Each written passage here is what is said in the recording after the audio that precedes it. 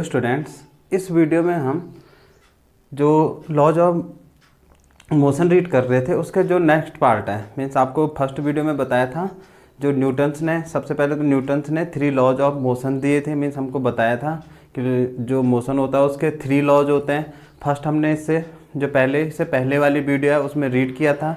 अब नेक्स्ट है आपका Newton's second law of motion. इस वीडियो में हम सेकंड लॉ ऑफ मोशन को रीड करेंगे। सेकंड लॉ ऑफ मोशन में देखिए, सेकंड लॉ ऑफ मोशन है आपका the rate of change of momentum of a body is directly proportional to the applied force. Means rate of change of momentum, जो momentum है उसमें जो change होता है, मोमेंटम में जो चेंज होता है वो डायरेक्टली प्रोपोर्शनल होता है किसके? Force, directly proportional to the applied force. सीधा सीधा मीनिंग आती है इसकी कि जो चेंज इन मोमेंटम है डायरेक्टली प्रोपोर्शनल होगा किसके? अप्लाइड फोर्स के। या ऐसे भी राइट कर सकते हैं, change in momentum proportional to force, इस टाइप से। या फोर्स को आप फ्रंट में राइट कर सकते हो, force applied is directly proportional to change in momentum. इससे पहले हमने एक न्यूमेरिकल भी किया था इससे पहले वाली वीडियो में, जिसमें हमने चेंज इन मोमेंटम फाइंड किया था। तो आपने देखा था उस वीडियो में हमने जो न्यूमेरिकल वैल्यूज़ थी उससे किया था। तो सबसे पहले हमने इनिशियल मोमेंटम निकाला, फिर हमने फाइनल मोमेंटम निकाला, और उसके बाद दोनों का जब डिफरेंस किया था तो हमारा आ गया था चेंज इन मोमेंटम। तो इसमें क्या है, चेंज इन मोमेंटम तो है बट साथ में क्या है, रेट ऑफ भी है। मीन्स जो मोमेंटम का चेंज होगा उसका रेट को आप इस टाइप से ले सकते हो कि 1 सेकंड में कितना चेंज आएगा। जैसे 10 सेकंड में अगर 100 होता है तो 1 सेकंड में 10 आता है। तो इस टाइप से हमेशा जब भी यहाँ आएगा तो rate of change in momentum आएगा। मीन्स 1 सेकंड में जो मोमेंटम चेंज होता है। ठीक, अब इसको अगर हम अच्छे से समझने की कोशिश करें तो देखिए, कोई बॉडी है और टी टाइम में स्टार्टिंग में उसकी जो वेलोसिटी थी वो u थी, और आफ्टर टी टाइम उसकी वेलोसिटी हो जाती है v, और उसका जो मास है वो m था। तो मास तो आपको पता है चेंज होता नहीं है, तो मास उसका m ही रहेगा। तो starting velocity u, final velocity v, और टाइम कितना लगा चेंज होने में? t। आया समझ में? अगर इसका हम इनिशियल मोमेंटम फाइंड करें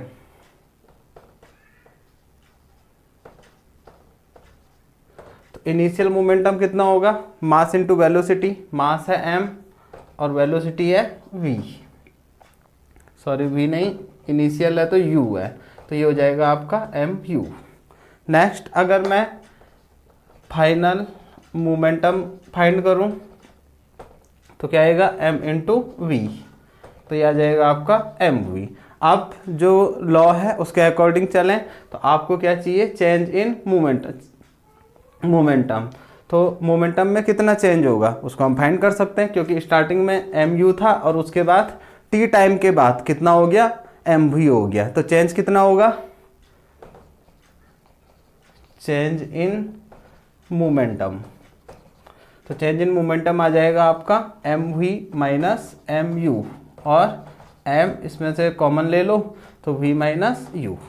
तो हमने चेंज इन मोमेंटम फाइंड कर लिया। तो चेंज इन मोमेंटम हमने जब फाइंड कर लिया तो हमें उसका फाइंड करना है रेट। तो आपको पता है ये चेंज किस में आया था? टी टाइम में आया था। अगर हम 1 सेकंड का निकाल लें तो उसी को क्या कहा जाता है? रेट। तो rate of change of motion, sorry momentum. तो रेट कैसे फाइंड करेंगे? टी टाइम से।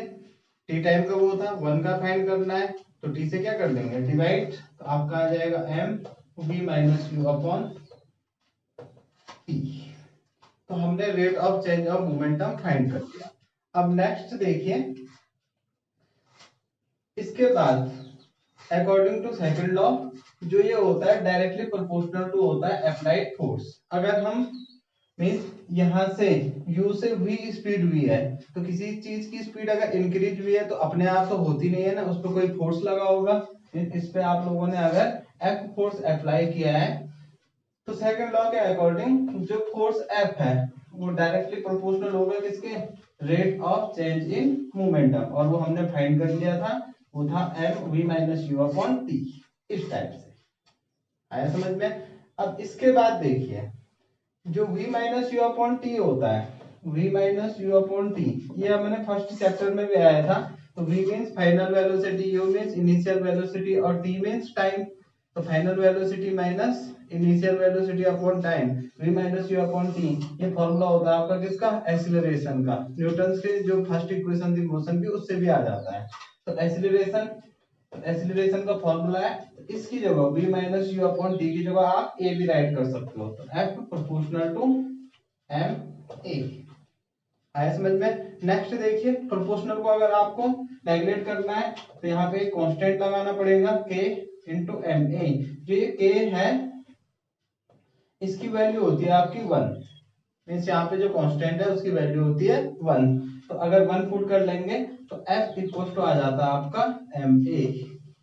तो हमने क्या देखा, देखिए एक बार रिवाइज कर लेता है इसको। सबसे पहले हमने इसमें न्यूटन का जो सेकंड लॉ था उसको देखा था। तो न्यूटन का जो सेकंड लॉ था उसके according the rate of change of momentum of a body is directly proportional to the applied force. Means जो rate of change of momentum of a body होता है वो डायरेक्टली प्रोपोर्शनल होता है किसके, फोर्स अप्लाइड, जो फोर्स लगाओगे आप उसको, जिससे मोमेंटम चेंज होगा, और उसका जो रेट होता है वो डायरेक्टली प्रोपोर्शनल होता है।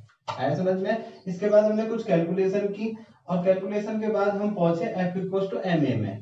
आया समझ में। अब F equal to M A देखिए, F equal to M A ये हमें एक न्यू फॉर्मूला मिल चुका है किसका, फोर्स का।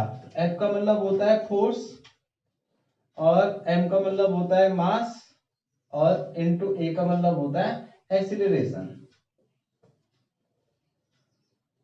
तो देखिए force equal to mass into acceleration.